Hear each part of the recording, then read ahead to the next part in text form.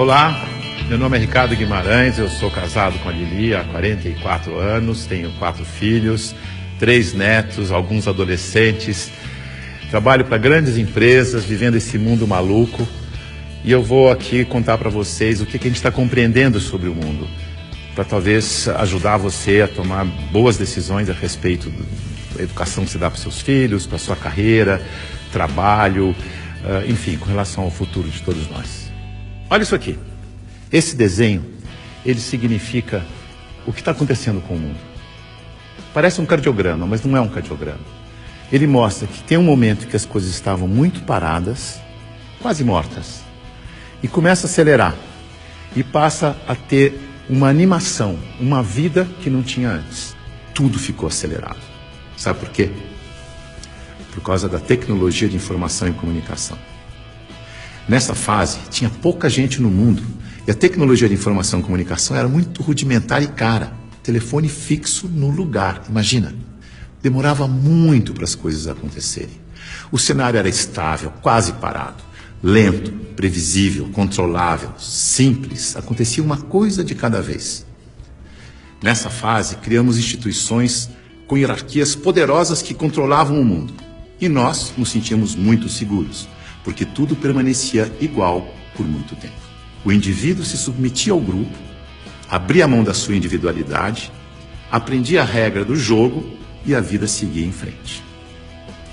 Isso deu certo por um bom tempo. Aí, com mais gente no mundo e com uma tecnologia de informação e comunicação mais poderosa e mais barata, todo mundo tomando decisão o tempo todo, numa velocidade absurda, o mundo começou a ficar instável, dinâmico, rápido, imprevisível, transparente, fora de controle, complexo. E nessa dinâmica toda, além da instituição, surge um novo personagem muito poderoso. O indivíduo conectado em rede, que acessa tudo e a todos o tempo todo. Mobiliza pessoas, trabalha, produz conhecimento sem precisar das estruturas e da permissão das instituições.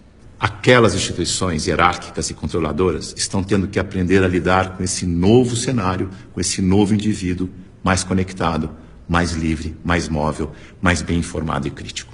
O mundo mudou tanto que pessoas de muito sucesso naquele cenário estão tendo muita dificuldade para manter seus negócios e empregos nos dias de hoje. Eu vou contar a história de um executivo muito importante, de uma organização global, poderosa, que estava tendo problemas enormes.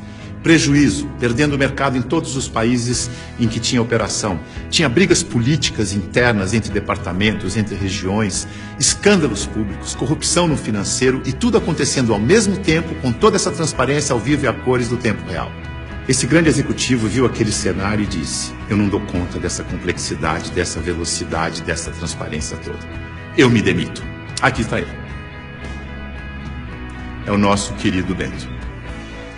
O Bento foi sucedido por um outro executivo, que parece que foi feito sob encomenda para lidar com essa época de tanta inovação, onde o indivíduo tem que ser mais autônomo, mais senhor de si, não se submeter à instituição, mas, pelo contrário, liderar a instituição. Chico aceitou o desafio.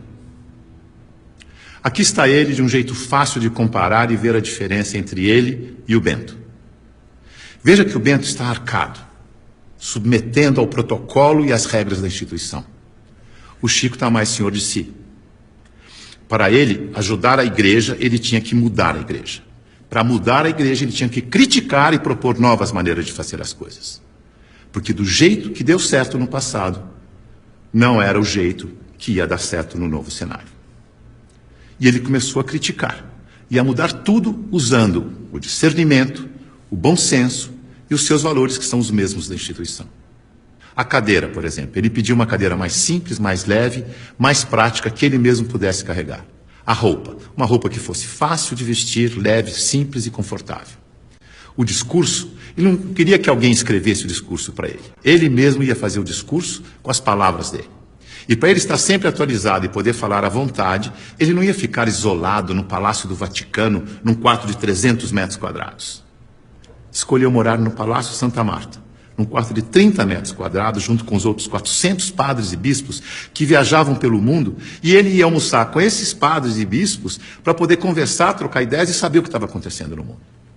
Mandou tirar o vidro do Papa Móvel para poder falar com o povo. Mudou a política de investimentos do Vaticano para ficar de acordo com as crenças da Igreja. Isto é, investir em empresas que prezam os valores cristãos, porque se a política de investimento não estiver de acordo com as crenças da Igreja, como é que ele ia ter credibilidade quando ele fosse vender a fé da sua Igreja? Veja que ele está colocando em prática o seu discernimento para mudar tudo na instituição, da cadeira aos investimentos. Ele busca simplicidade, praticidade, economia, agilidade, leveza e consistência. O Chico é um bom exemplo de sucesso neste novo cenário.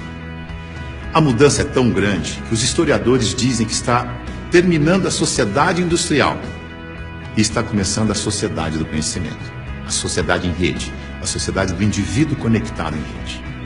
É uma época de transição e nós estamos aqui, exatamente no meio dessa transição. Veja o que está acontecendo. Neste ambiente estático, estável, a boa empresa funcionava como um relógio, uma engrenagem sem vida, isolada do ambiente, tic-tac, tic-tac, tic-tac, onde o empregado era uma peça da engrenagem. O futuro era igual ao passado. Na medida em que o ambiente foi ficando mais mutante, mais veloz, novidade a toda hora, imprevisível, a empresa tem que se atualizar, aprender e evoluir o tempo todo para não desaparecer. Não é mais conservar, mas é adaptar-se, aprender, evoluir. Não pode ser um relógio que se repete eternamente igual, mas um sistema vivo, aberto, interativo, que aprende e evolui sem parar. E as pessoas não podem ser peças de engrenagem que se repetem sem pensar. Tem que ser células vivas, sensíveis, críticas, interativas, que trocam ideias, sugerem soluções, como o Chico. A boa notícia é que a gente sabe gerenciar muito bem os sistemas vivos. Sabe por quê? Porque nós somos sistemas vivos.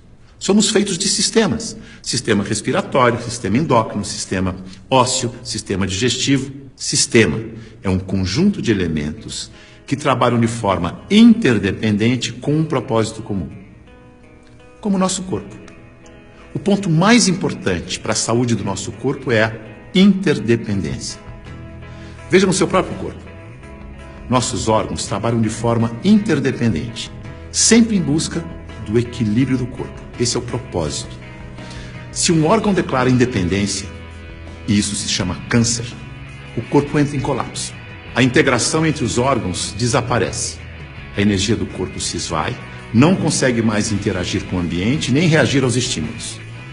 Como sistema aberto, ele vai sucumbir ao cenário. Então, se você quer trabalhar numa empresa de sucesso neste cenário, ajude a funcionar como um sistema vivo aberto. Você sabe, porque você é um sistema vivo aberto. Mas aqui vão algumas dicas para ajudar. Use o seu discernimento, seu bom senso, sua intuição. Confie em você. Promova a integração e a interação, onde você estiver. Seja sensível a informações relevantes para aperfeiçoar seu trabalho e a empresa. E o mais importante de tudo, reconheça que a realidade é interdependente. E por isso precisa da participação de cada um e de todos para resolver os seus problemas. Lembre-se, a boa gestão da interdependência garante a boa saúde do seu corpo e da corporação. Mais uma dica, não deixe as pessoas confundirem autonomia com independência. Autonomia significa que você tem consciência de que faz parte de um todo maior e por isso você pode falar pelo todo. Por isso pode ocupar cargos de responsabilidade na hierarquia. Independência é quando você não se reconhece como parte do todo e olha só para a sua parte, colocando o todo do sistema em risco de colapso. Independência ou morte deu certo no século passado. Neste século, o certo é interdependência ou morte. Veja a evolução das relações na empresa e no mercado. No começo, a hierarquia era absoluta. Poucos mandavam e todos obedeciam como crianças obedientes. Não tinha concorrente, mas precisava de canal para vender. Depois, a empresa cresce, a hierarquia permanece, mas as áreas passam a ter seus chefes. As crianças ficaram jovens e, como jovens, andam em tribos. Nós versus eles. As áreas competem o tempo todo porque precisam se afirmar como jovens. Essa é a fase da independência ou morte. No mercado, o concorrente aparece e obriga a empresa a olhar para o consumidor. Hoje, a competição continua, mas vai ter que conviver com a cooperação para sobreviver nesse mundo mais veloz e mutante, em que a interdependência fica cada vez mais importante. Temos que amadurecer como indivíduos e olhar para o nosso interesse pessoal e do todo ao mesmo tempo.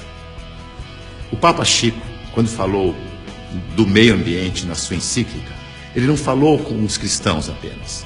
Ele falou com todos que vivem neste planeta, que ele chamou de a nossa casa. É isso aí. É nós. Junto e misturado. Essa é a real.